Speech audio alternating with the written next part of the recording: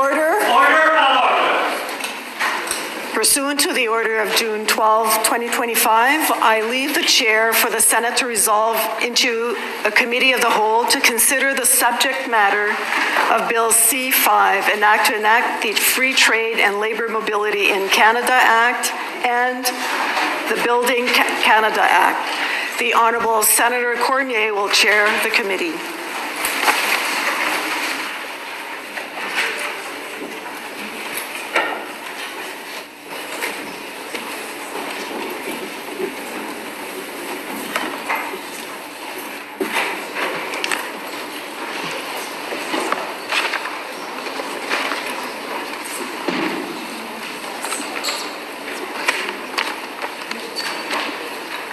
Honourable Senators, the Senate is resolved into a committee of the whole to consider the subject matter of Bill C-5, an act to enact the Free Trade and Labour Mobility in Canada Act and the Building Canada Act. Honourable Senators, in the committee of the whole, Senators shall address the chair but need not stand. Under the rules, the speaking time is 10 minutes, including questions and answers. But as ordered, if a senator does not use all of their time, the balance can be yielded to another senator. Comme j'agirai comme gardien du temps. As I will be monitoring the time, I will thank you, honorable colleagues, to keep that in mind. Confirmed witnesses for the Committee of the Whole on the subject matter of Bill C-5 today was distributed to senators electronically with the scroll notes, and the pages can provide senators with that list upon request. Le comité accueillera en premier. The committee will first receive the Honourable Christina Freeland, PC, MP, Minister of Transport and Internal Trade. I now invite Mr. Freeland to enter, accompanied by her officials.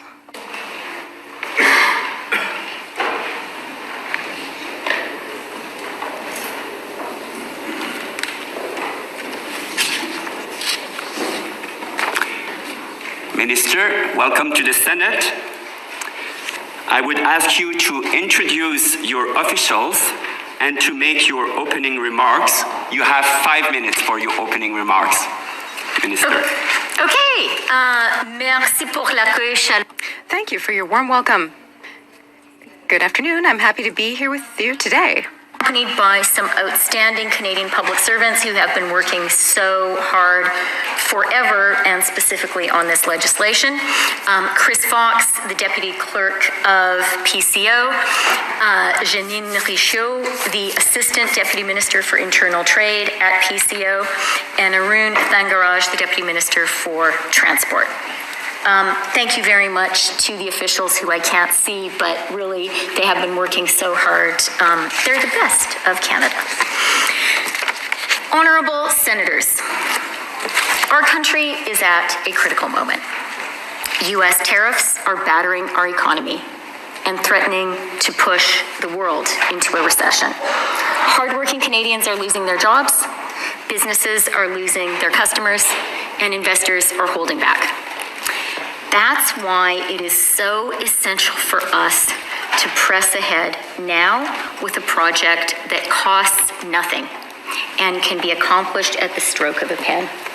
That is delivering free trade here at home, inside Canada. Parce que, en bout de ligne, la décision... Because in the end, to build a single Canadian economy is a decision based on trusting each other. It was decided that if one product is good enough to be used in Calgary, it's good enough to be used in Charlottetown. A service offered in Moncton can be considered as reliable to offer the same excellent work when a person goes to Quebec.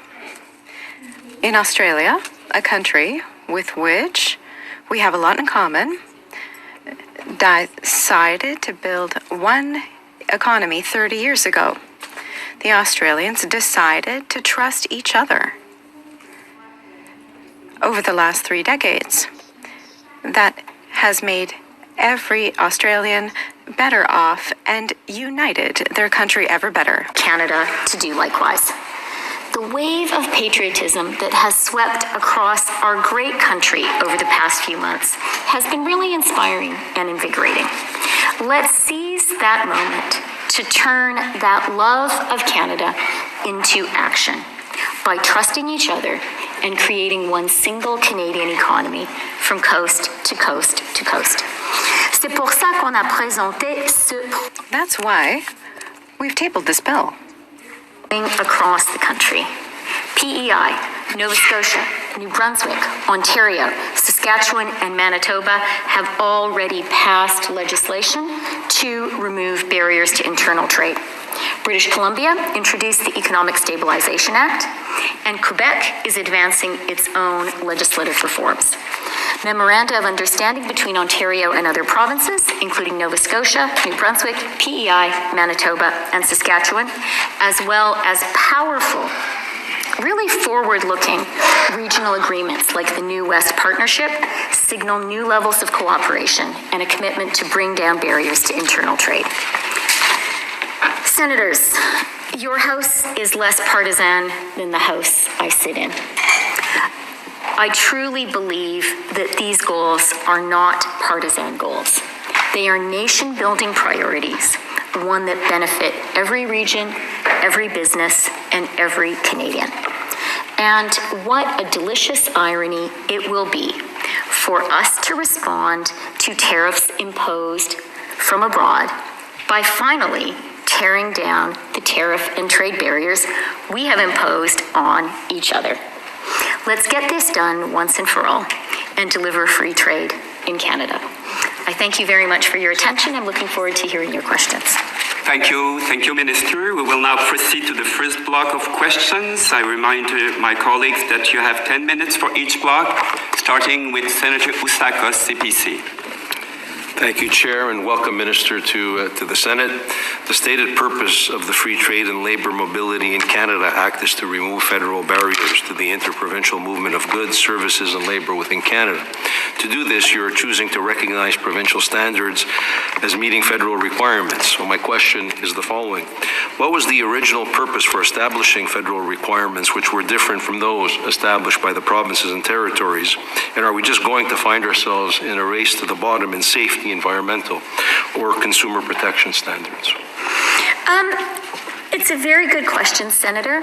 And I think that one of the reasons that this work has taken such a long time is none of the barriers to trade, I think, are imposed maliciously. No one puts them in place because they wanted to create problems for Canada and Canadians. Having said that, I think that we now have this thicket of overlapping rules and regulations, and now is the time to act. So let me give you a specific example.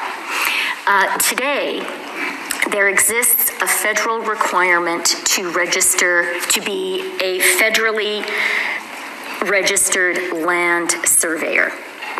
Without that, you cannot work on federal projects.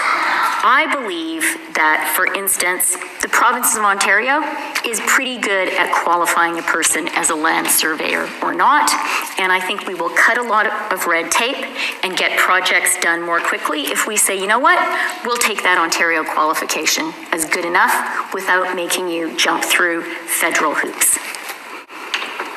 Minister, would you say there are instances where the federal government should be asking provinces to accept our federal standards rather than deferring to provincial ones? Certainly. There are areas where the federal government has the authority to regulate and where provinces do not. Particularly that pertains to areas like national security. In the area, for example, of tobacco, which is, I think a really legitimate area of concern. Federal regulations that apply to tobacco apply to the manufacturing, sale, and promotion. There are no provincial regulations on these aspects of tobacco, and so that's why this legislation would have no impact on it. But I want to give you an example of where there is federal legislation, federal requirements that will be lifted by this legislation that I think is a really good thing. And that example is energy efficiency of appliances. So right now, the federal government has its standard and provinces have their standard. And so if I want to buy a washing machine, which I did during COVID because I guess we were using the machine so much, that machine has to pass Ontario and federal standards. What this legislation will say is if you meet the provincial standard, that's enough. And why that is a particularly just smart and effective action to take is that these machines are principally manufactured outside Canada. And so the energy efficiency of those machines is determined when they come into our country.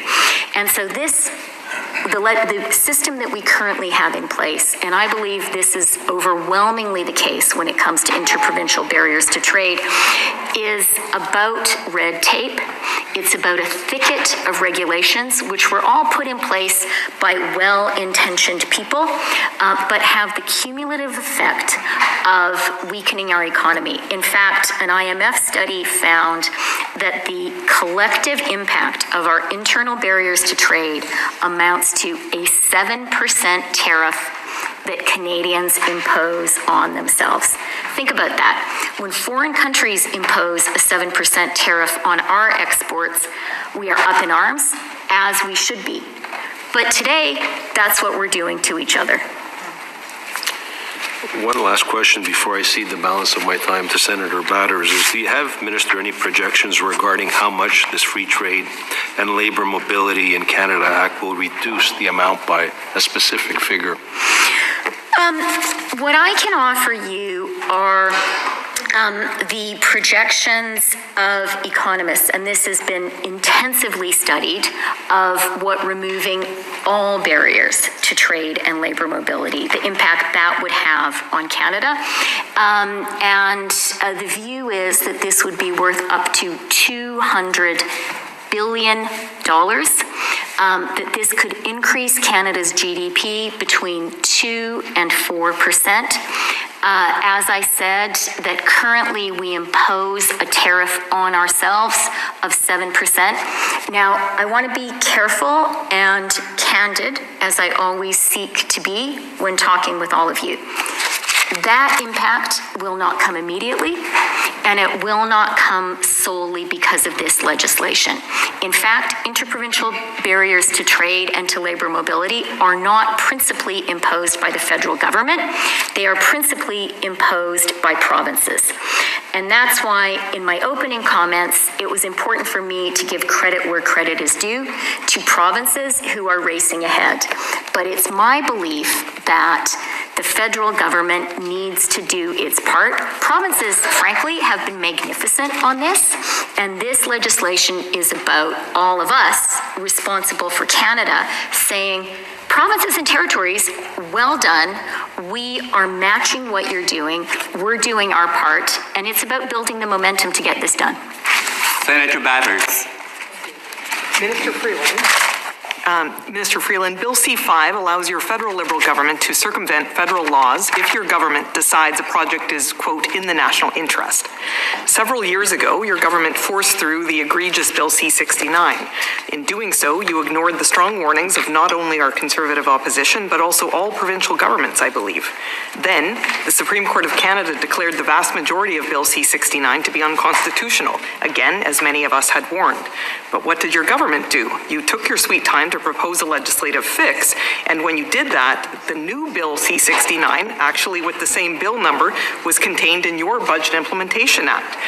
It was rammed through Parliament without proper debate or study, as the Senate decried, and we didn't have a chance to try to amend what many still claim is an unconstitutional bill.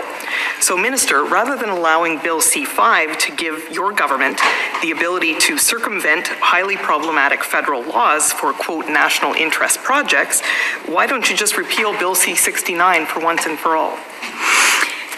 Thank you for the question, Senator. As I said, I believe all of us in this House and in the House that I have the privilege of being a member of, we disagree about many things, and that's entirely understandable. That's called democracy.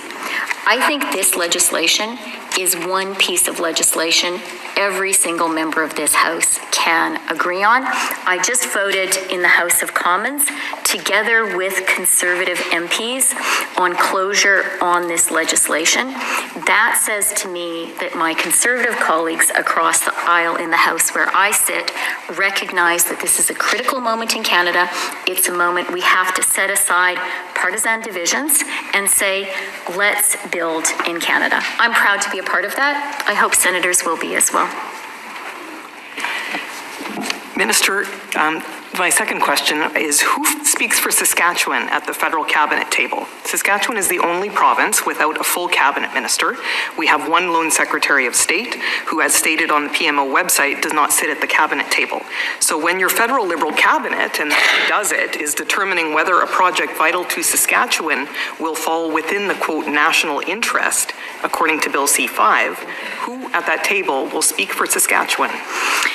So I am really proud that Buckley Bélanger was elected as a Liberal MP in Saskatchewan. I actually was really glad to spend some time with him and his community before the election. I spoke to him just this morning about this legislation, which he strongly supports. And he is a minister of state and has a very important voice in our deliberations, including often participating in cabinet discussions.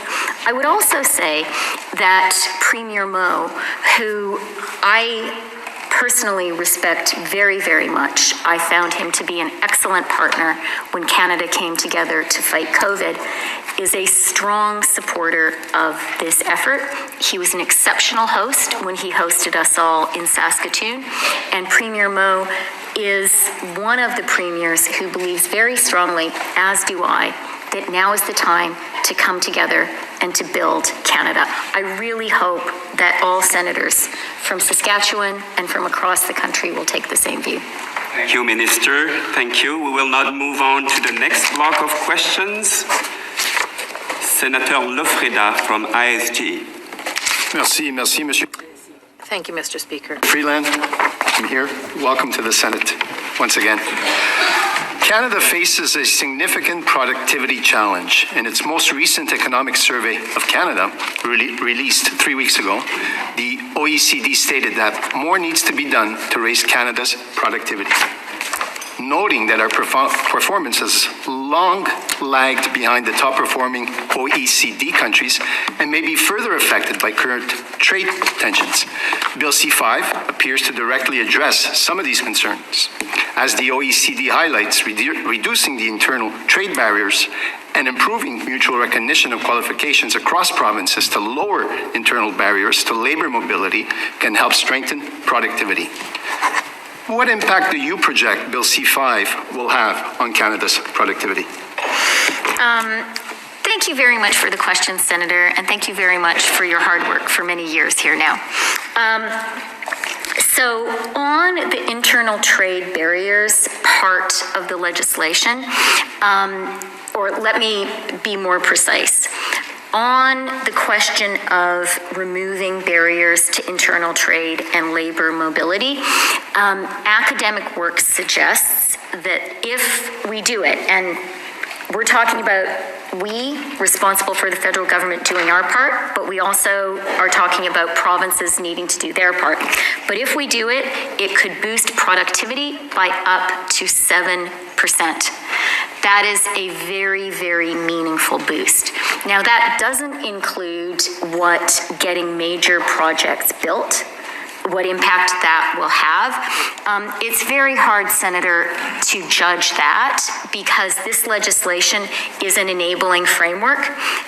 It doesn't name specific projects, but I think that we can all agree that getting nation-building projects built more quickly will have huge benefits.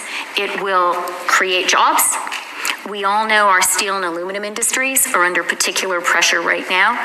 Building more now in Canada will provide projects that they can sell their steel and aluminum into.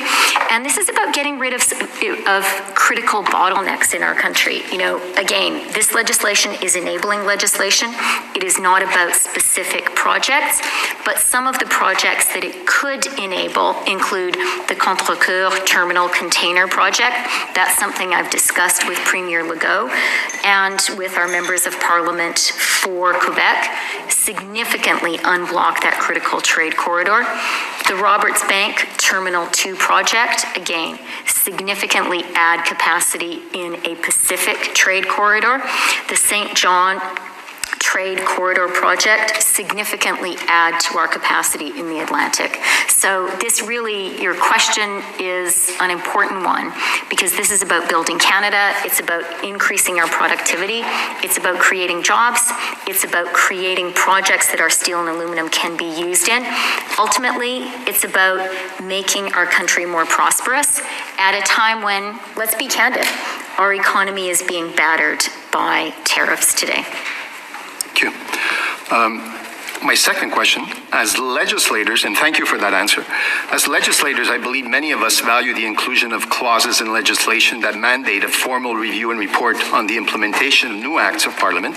And in the case of Bill C-5, clauses 13 and 24 provide for a comprehensive review of the One Canadian Economy Act within 5 years. While I fully support this legislated review, I'd like to ask, beyond the statutory requirement, is the government prepared to provide Canadians with ongoing status updates in the interim? And has there been any consideration of a public communication strategy, such as a dedicated website or regular progress reports to share information on approved projects and the specific barriers that have been removed? That is a great question, and embedded in that great question are some great ideas. I'd like to speak specifically to the review mechanism which is embedded in this legislation, and that is very intentional. I've had some really good discussions with Prime Minister Carney specifically about that element of the legislation. And the point is, you know, as we discussed with Senator Housakis, these barriers to internal trade are not put there because of any malicious or ill-intended actions by provinces or the federal government. But what tends to happen is, you know, it's like barnacles on a ship, or to return to our appliance metaphor, calcium in your dishwasher. It tends to accrete over time. And so the idea is to create a built-in mechanism where we all look ourselves in the eye and say, have we, without intending to do so, created more red tape, created more barriers to internal trade, to labor mobility, and to getting big projects built in Canada. That's why the review mechanism is there. I think it's very important. What I would further say to your proposals are, I am very excited about this legislation. I think that this is historic. It comes at a moment when we need the boost. It comes at a moment when there are a lot of areas where our country needs to spend a lot more money. I think we all heard the Prime Minister's announcement a week ago of spending more on defense. We need to have a source of that money. We need to have that engine of economic growth. And one of the things, as a former finance minister, I love about this legislation is it adds to jobs, growth, and productivity without costing a penny. What is not to like? But even as I really energetically champion this legislation, it's important for me to say to all of you and to Canadians who are listening to us, this is not the end of the journey. This is a step on the journey, just as the legislation being passed by provinces that I cited in my opening remarks is just a step on the journey. The Ministers of Internal Trade of provinces and territories and I are planning to hold a meeting on July 8th after I hope this legislation will have been passed. And after provinces have done a lot of work, a lot of them have passed legislation too, to talk about what we need to do next, how we need to keep on going. 3 areas that I am going to be really putting on the agenda at that meeting are trucking. It should be a lot easier than it is to drive a truck from Halifax to Vancouver. We need to get rid of the conflicting requirements, and that is red tape that getting rid of that red tape doesn't create winners and losers. It only creates winners. It will just mean that it is cheaper to move goods across the country. So trucking, I think we have to do more work on. I would say housing is another area. I think this is a moment when we're hearing a lot of enthusiasm around home building in general, including modular housing. One of the challenges there is you need, if you're going to build modular housing, if you're going to build elements of homes in a factory, an economy of scale is tremendously valuable. We can have an economy, I'll just finish my sentence, am I talking too long? We can have an economy of 40 million, but that requires home building standards that apply across the country. I have more to say, but I think I'm being told I've talked too much, so let me stop. Thank you, Minister. Do you want to share your time with Senator Beam? You have 1 minute, 15 minutes. Minister, with all respect, we have a lot of questions, and of course there's a lot of senators that want to ask questions, so they would appreciate succinct and direct answers. Thank you so much. So, Senator Beam. Minister, I'm way down here. Hello. Thank you for joining us.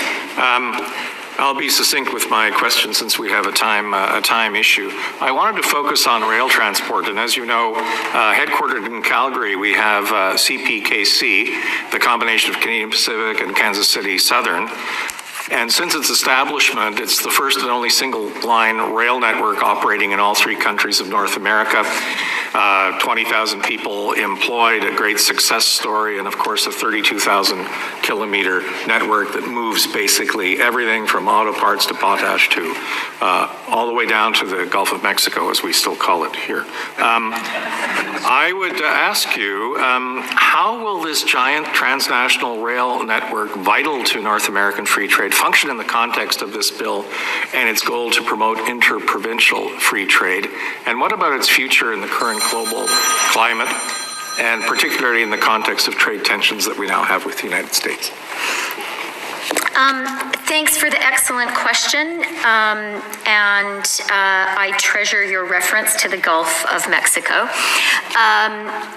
This bill is helpful. Look, I am here today as your Minister for Internal Trade, but I'm also here very enthusiastically and happily as your Transport Minister.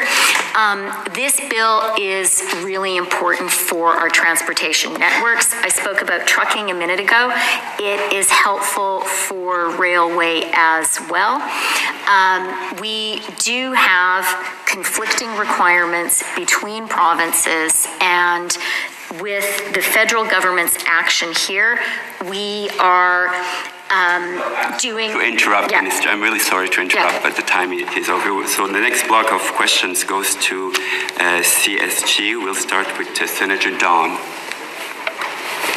Thank you, Minister, for being here today.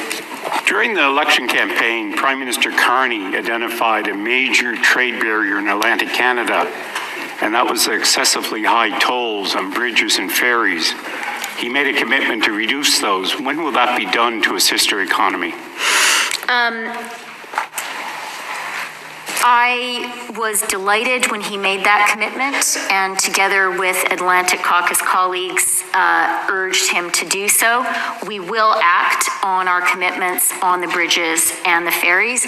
I'm not here today to give you a date, but I want to commit to you firmly that that campaign promise will be honored, and I'm delighted that we will be doing that. You know, Minister, Liberal MP Bobby Morrissey has written to the Prime Minister suggesting these tolls on the bridges and ferries should be reduced by July 1st. In your mind, is that realistic, or are you looking at various methods to reduce the cost, or buying out contracts, tax rebates. What are you considering is the best avenue to remove these, as I said, excessive trade barriers in Atlantic Canada?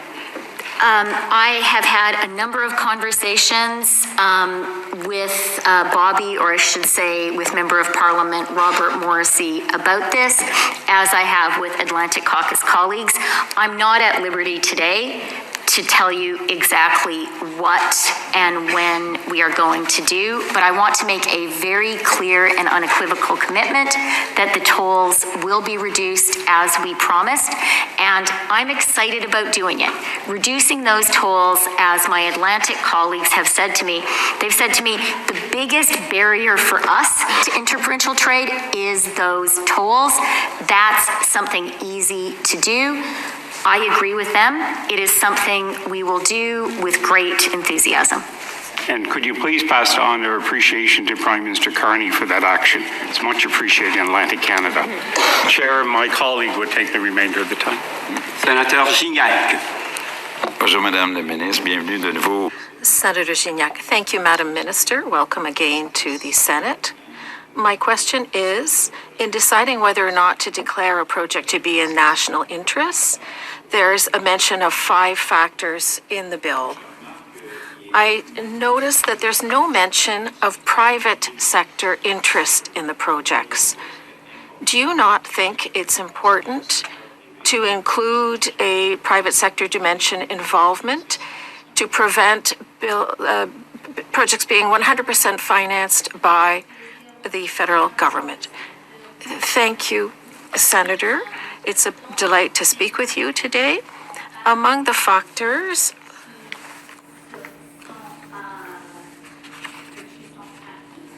we're talking about factors that are practical, that can allow us to really deliver the merchandise and projects that will grow the Canadian economy. In those elements, I think we can include the idea of private sector participation being very important. I know you're aware of what the Prime Minister has said. He has really underscored the idea that with this bill, we truly want to attract private sector investment. That's the idea. That's one of the main ideas. He could have added the institutional sectors, for example, the pension, caisse de retraite. As you are now the minister, I would like to know about the TGV, the high-speed train linking Quebec City and Toronto. Will C-5 help speed up this project? We understand it would take 4 to 6 years before we'll see it built. Will this speed up this project? Answer, I certainly hope so. I think the high-speed train project is one of the most inspiring projects that is being considered for Canada today. And I hope that this bill will indeed fast-track this project. I should also add that our aluminum and steel industries are under pressure from the U.S., and major construction projects such as this one can also help those pressured industries. Thank you. Thank you, Minister Freeland, for being with us here today. And I'm wondering if you could please elaborate on the urgency the government has attached to Bill C-5 and how it specifically addresses the economic impacts of recent American tariffs. Thank you, Senator, for your question, which is really kind of at the heart of my true passionate enthusiasm for this legislation. Everyone here is very hardworking and detail-oriented, and your question is a welcome opportunity to pull back a little bit from the details and talk about what is the core purpose. I think that today we all recognize, and we need to recognize, this is a critical moment for Canada, and we are under extreme economic pressure which is hurting our workers, hurting our businesses, making it hard to attract investment. This project, this legislation, gives us the opportunity to give to ourselves what these U.S. tariffs are taking away from us. The internal trade measures, I think the numbers are astonishing. $200 billion that we are able to add to our economy just by stopping doing dumb things to ourselves. It's actually remarkable, and it's high time that we do it. The major projects part of the legislation. Look, I think the reason that there is so much enthusiasm from the premiers, from Canadians of all political convictions around that, is it's not a partisan issue to say we need to build more big things in Canada, and we need to do it faster. I think that is something that all Canadians can agree on, and I think we know it's just too hard to do right now. This legislation is about making it possible to build Canada. That's what we need. Thank you. And the other part, how specifically it addresses the economic impact on the most recent tariffs. I didn't get the specifics about that. Talking about steels and aluminum, how would it counterbalance that, for example? Well, you've offered a partial answer in your own question. I spend a lot of time talking to the steel and aluminum industries, talking to the unions who represent workers there, talking to people who work in those industries. I was the minister responsible for fighting and having lifted the 232 tariffs the first time they were imposed. Workers in those sectors are really worried, and understandably so. Building these major projects is a way for Canada to use the steel and aluminum that is going to struggle, especially the steel, that is going to struggle to find access to U.S. markets. And more generally, there is so much uncertainty right now. It is very hard to make a specific judgment about what the impact of this trade pressure will be on the Canadian economy. But we know it's not good. We know that lifting barriers to internal trade will have a very meaningful impact on our GDP. Estimates range from 1% to 2% to 4% of our GDP. $200 billion. Senators, just think about it. What we're talking about here on internal trade specifically is a measure that doesn't cost us money, that will add $200 billion to the Canadian economy. I think we all need to say yes to that. Merci, Madame la Ministre. Thank you, Madam Minister. The next block of questions will be the Progressive Senator Group, starting with Senator White. Thank you, Minister, for being with us here today, and thank you to your officials. It's a pleasure to see them. Some of them I've had the privilege of working with in a previous life. My question today is, when Bill C-5 was tabled, there was a June 6 news release from your government, and it stated that projects that were designed for conditional approval will be done so following full consultation with affected Indigenous peoples and in accordance with Canada's commitments to UNDRIP and Canada's constitutional obligations to consult Indigenous groups. Happy to see that. But what concrete measures is the government taking to ensure that this bill will continue with free, prior, and informed consent with Indigenous peoples on whose land these national projects will be built on?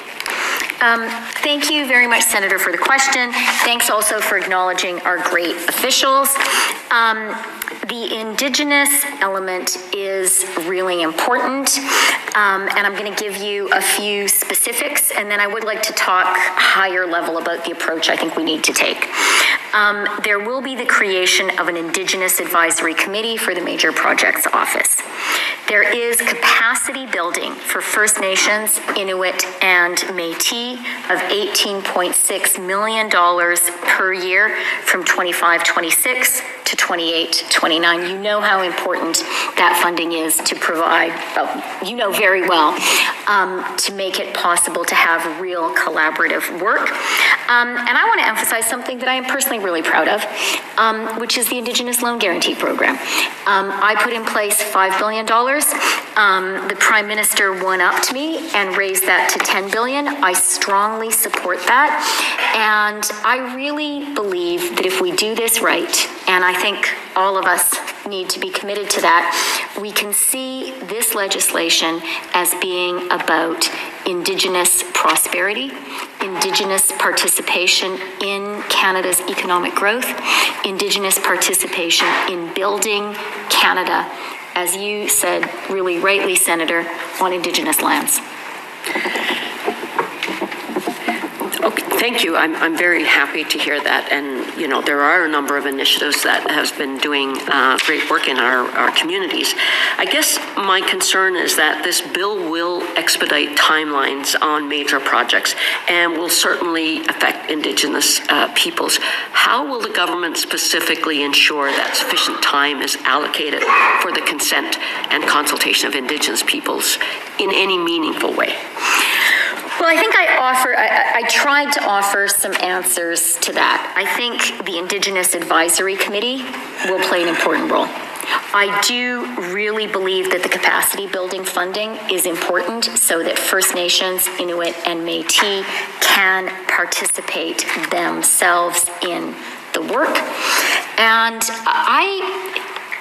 I believe that this legislation is not about skipping steps, but it is about saying instead of taking steps sequentially, let's take them simultaneously.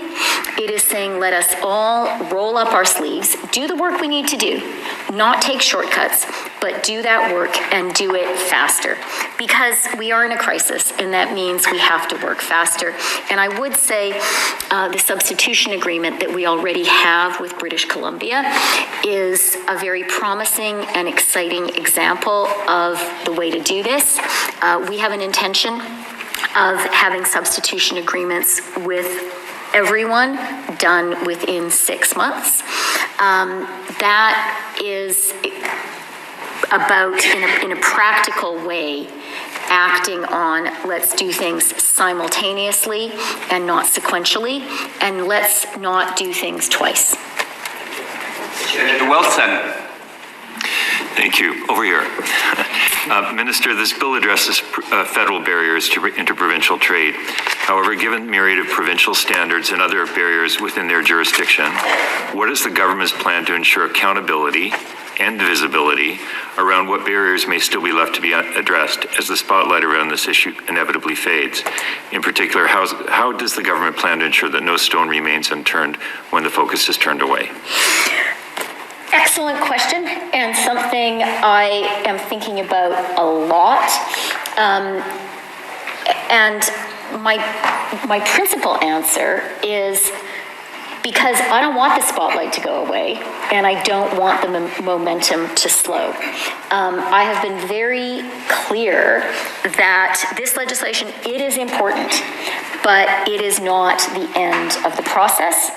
The actions that provinces and territories have been taking, important, but not the end of the process. And so I hope that every single senator here will do as I intend to do and keep up the momentum to get rid of all the remaining barriers to trade and to labor mobility. This legislation is really about the federal government being sure that we can be decent and hold our head up high when we're talking to provinces, and that we can say to them, hey, we've done our part. The vast majority of the barriers are between provinces. I see huge action and huge energy by the provinces, but there is still work to be done. Please pay careful note to the July 8th meeting of the Committee of Internal Trade. That's the responsible ministers. And let's really push together to have further progress on trucking, on housing, on labor mobility. Thank you. No further questions. Senator Cardozo. Thank you, Mr. Speaker. Welcome, Minister, to our chamber again. My questions are regarding sections 21, 22, and 23, which some have referred to as the Henry VIII clauses, which allow the government to exempt your activities, your plans from a series of acts. Now, I wonder if you could just, explain the reason for that, and a couple of other specifics. Are the exemptions limited to the acts in Schedule 2? And as I understand it, there is no time limit on that, so governments could ignore these acts for decades to come. Am I right or wrong? So I'm not going to repeat the colorful, but I think not entirely fair term that you used. This is about being sure that we really can get big projects built. It is about recognizing that today the legislative frameworks which we have are not adequate to this moment in Canada. They also have become covered in barnacles, just as internal trade has been. And I hope you'll agree with me. I think you probably will, and with the Prime Minister, that this is a moment of real national crisis, and that we need to respond to that crisis with some extraordinary measures and saying we are going to get major projects built now, and we're going to give ourselves the tools to do it. I want to be clear, though, that this legislation is about enabling that, and I truly believe there is no one in this chamber and really no one in Canada who would disagree with the assertion we need to build more big things in Canada faster. I think we're all going to agree on that. I think we're also all going to agree we need to do it safely. We need to do it in a way that respects the rights of Indigenous people in Canada. We need to do it in a way that respects the environment. We need to do it in a way that that provinces and territories and the federal government are collaborating. This process is designed to do exactly that. And there will be great transparency and a lot of public debate around each project that goes through this process. Do I have a minute or so? 56 seconds. What would be an example of an occasion where you might want to exempt the government from an act? You know what? One of the things I learned about it during the first NAFTA negotiations was it's a hostage to fortune to go into hypotheticals. So what I will say is this is about setting a framework, and there will be great transparency and great national debate around each project that goes through this process. Housing? As I said, the Act outlines the criteria very clearly. It is not about naming specific projects. Some projects have been discussed as possibilities, but each project will have to go through this process. Merci, Madame la Ministre. Le prochain. Thank you, Minister. The next block will go to independent senators. We'll start with Senator Duncan. She will be followed by Senator Wu. Freeland for being here. Welcome again to the Senate. I'd like to try and get in two quick questions. In Part 1 of this Act, there is no definition of what constitutes consultation. What is considered consultation varies from premier to premier, from First Nation to First Nation, from Inuit to Métis. There is no consultation protocol that exists in the Government of Canada.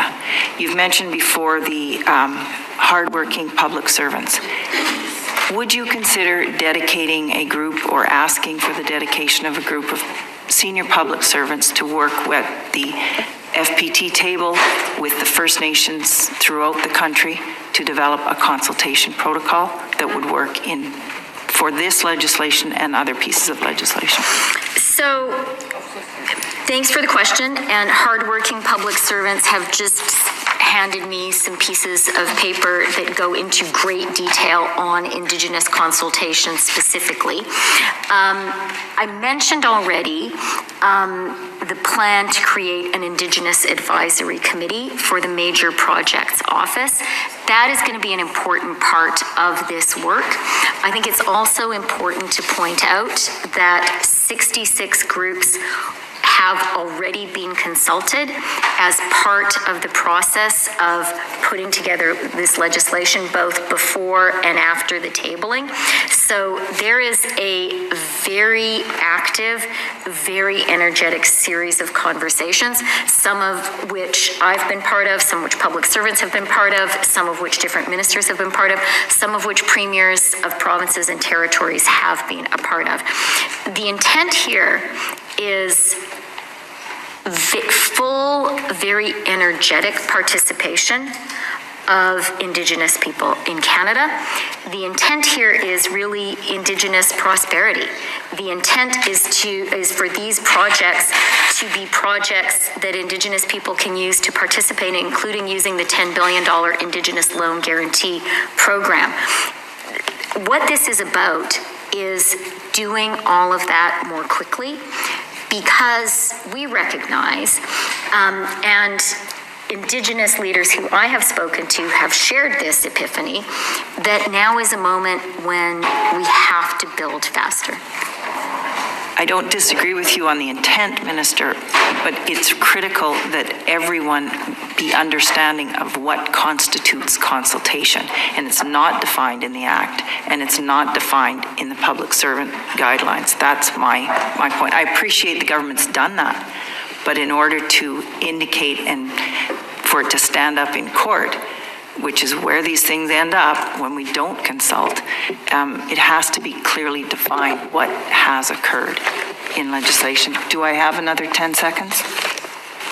10 seconds. If you want to share your time with other colleagues from your group. Okay. If I could just make the point, Minister, regarding transport. You have repeatedly mentioned, and others have mentioned, the focus has been Halifax to Vancouver. The north, air transport is critical. Is air transport part of the discussions in terms of improving the Canadian economy and these economic measures? Is air transport regulations and lowering the cost part of the discussions? 100%, and I have heard that from leaders from the Yukon, from leaders from the Northwest Territories, from leaders from Nunavut. You know the issues extremely well, and that was one of the first issues that has been raised with me. Just as pointing to our Atlantic colleagues, they said, this is great, but what matters to us is ferries and bridges. One of the things I heard from Northern colleagues is you have to be sure that air transport is one of the things you're looking at. And I would also emphasize in the list of criteria, the fact that a project is a high priority for Indigenous people, Indigenous partners, is one of the criteria that gets it on the list. Senator Wu. Come to the Senate. The issue of differing standards and codes across the country has come up already, and it makes a lot of sense to try to harmonize these standards so that goods can flow across provincial borders. But the prior question is how these standards and codes came up in the first place and how any future standards and codes are developed. Often they're developed by officials, in their different ministries at the provincial or federal level, and that's why, in part, we have the problem of inconsistency.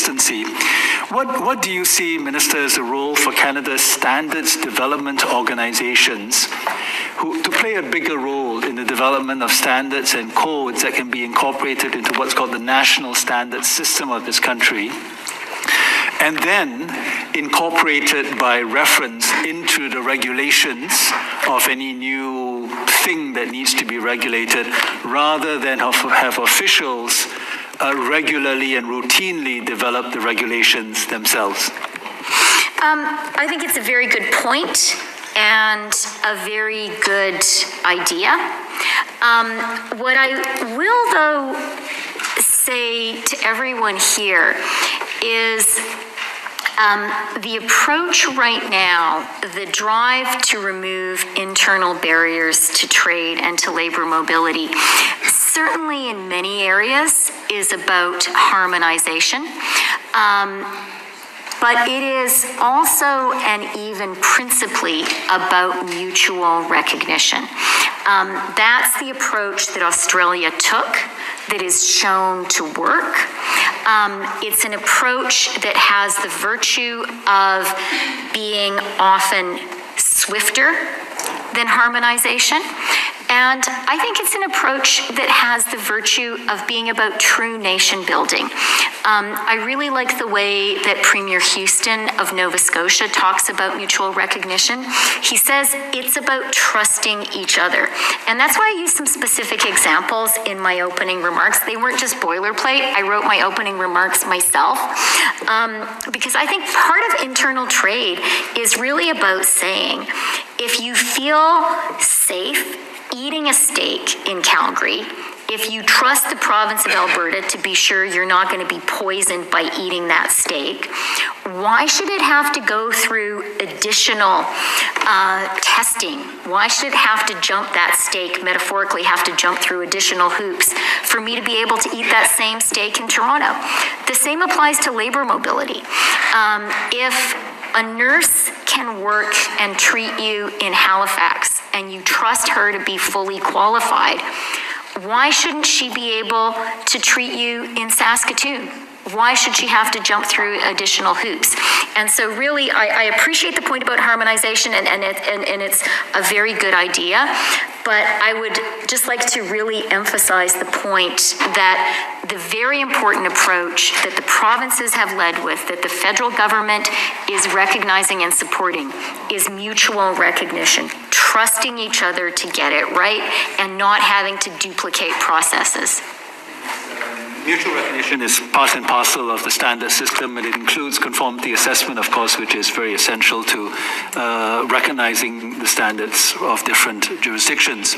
The problem with incorporating by reference standards developed outside of the government system, as I see it, is one that has to do with the Statutory Instruments Act, which is very strict on what can be incorporated. And more importantly, it's a problem of culture within bureaucracies that have a tendency to want to develop regulations internally by themselves rather than looking to, if I can put it this way, the expert community that already exists across Canada. Is this an issue that your department is willing to look into? Because while we can harmonize and mutually recognize existing regulations, there are going to be many, many more regulations that will have to be developed in the years ahead. And we don't want to end up in a situation where we continue to have duplicative and inconsistent regulations across the country. Again, thank you for the point. Really interesting idea and proposal.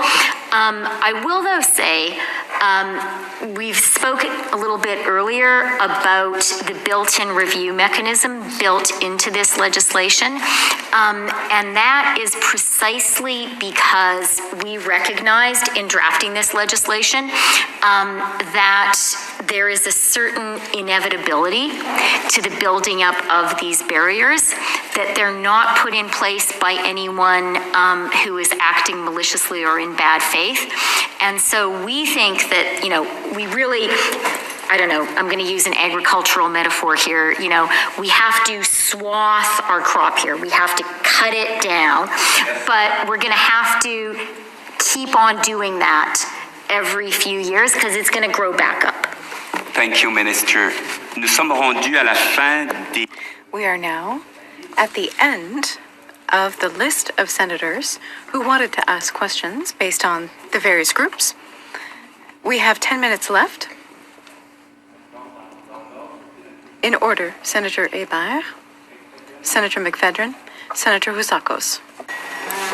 Merci. Merci. Pardon, 5 minutes. Pardon, 5 minutes. Oui. Alors, allez-y. D'abord, Sénateur Houssakos. Senator Houssakos first.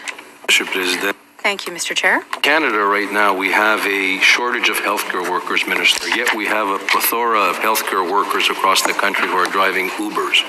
Yet at the briefing for senators on Bill C-5, officials made it clear that legislation does not apply to healthcare workers. Why did the government not take this opportunity to implement a Blue Seal professional licensing standard for healthcare workers, just like we have done a Red Seal program for tradespeople? Question. I very much agree on your emphasis on the labor mobility aspects of reducing internal barriers to trade. And I very much agree with the emphasis on healthcare workers.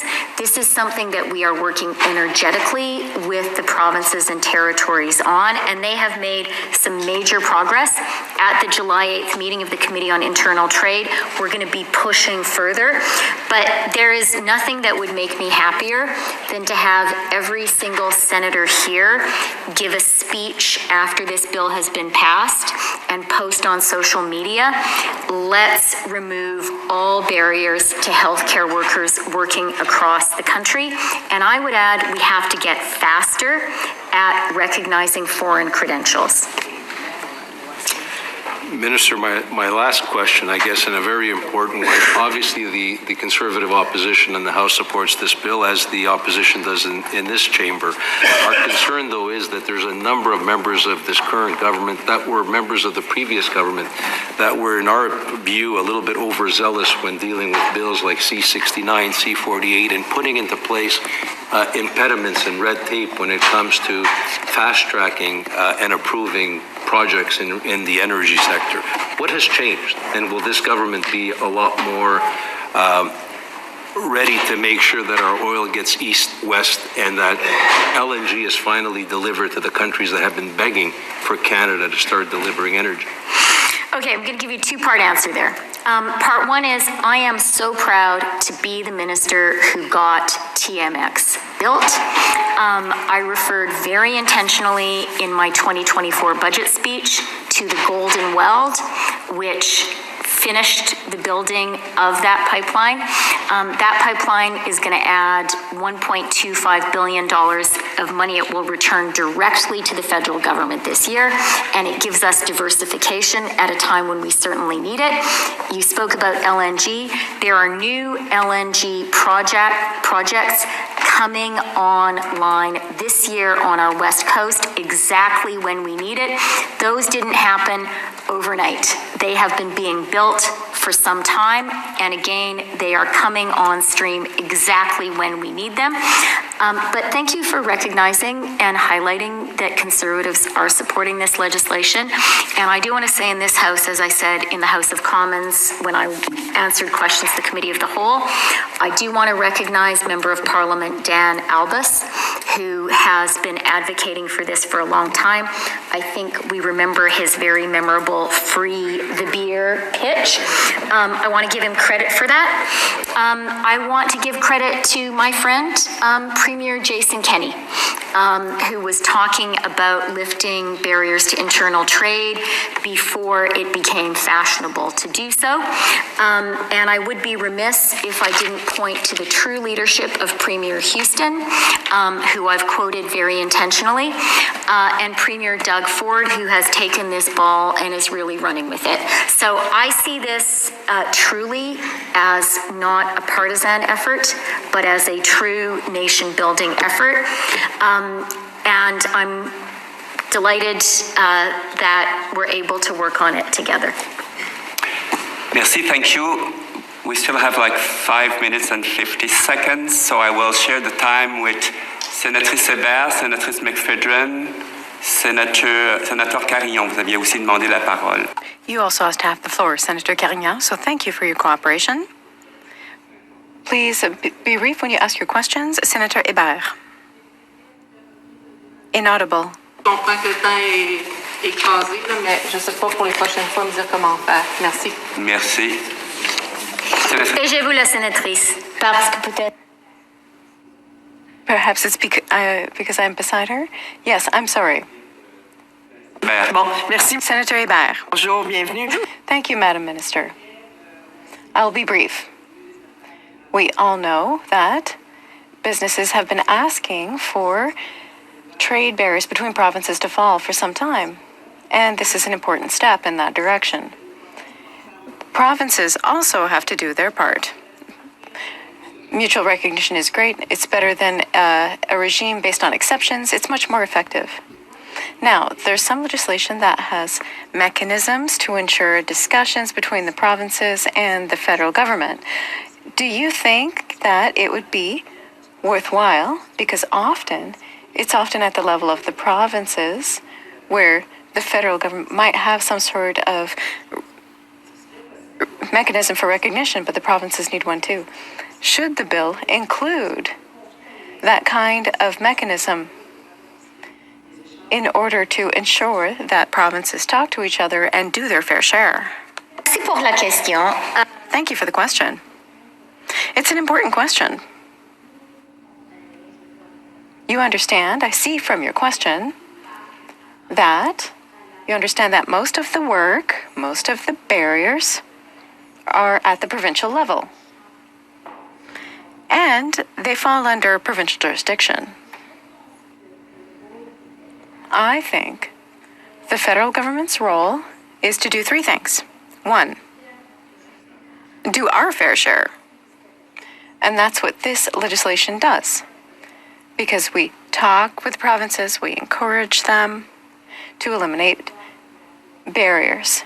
We have to be able to say, I did what I could. The second thing, and we are working on it right now, is we are participating and even organizing or helping organize meetings at a national level.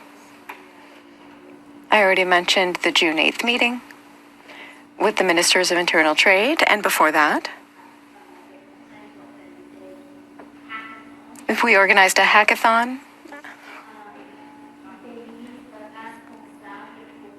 and that was for ministers responsible for transport in order to talk specifically about truckers,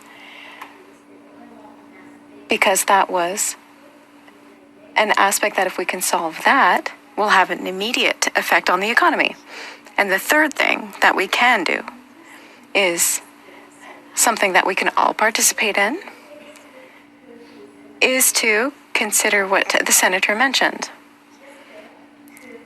I hope before July 1st, this bill gets passed. I know, but that's not the end of our work. And I hope that every single senator will help me and help the premiers to continue to talk, to continue to say, yes, this is a good start, but we have much more to do. Thank you, Minister. Senator McFedrin, you have 1 minute, 46 seconds. Thank you very much. Minister Freeland, it's good to see you here. The Prime Minister recently used the term decarbonized oil, which sounds more like an oil industry buzzword than a scientifically grounded concept. Given the clear evidence that oil combustion inherently produces emissions, do you personally believe in the idea of decarbonized oil? And more importantly, does your department plan to treat the oil sector infrastructure as part of a net zero strategy, despite this contradiction? I really believe that we as a country need to build Canada. I believe we need to recognize the importance of our oil and gas sector to our economy for creating jobs and to the world economy. And we need to recognize the importance of clean energy and renewable energy. And we need to recognize the importance of efforts to bring down emissions. I'm really proud of the ITCs, the investment tax credits, that I put in place as finance minister that create economic tools to do precisely that. I'm very excited about the CCUS tax credits that were put in place in one of my budgets. That provides a real tool to get the Pathways project done. So I really believe that Canada needs to do all of these things. And this legislation is about clean and renewable energy. It is about decarbonization, and it is about natural resources. Thank you. Honorable Senators, the committee has been hearing from the Minister for 65 minutes. In conformity with the order of the Senate, I'm obliged to interrupt proceedings in order to proceed with the second panel. So, Minister, on behalf of all Senators, thank you for joining us today to assist us with our work on the bill. I would also like to thank your officials. Thank you. Okay, merci.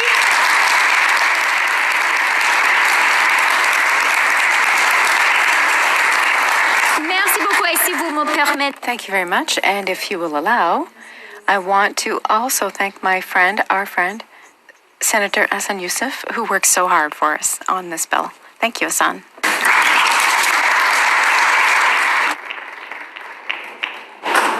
Honorable Senators, we will suspend just a few minutes to make sure that we can welcome our next panel. Merci.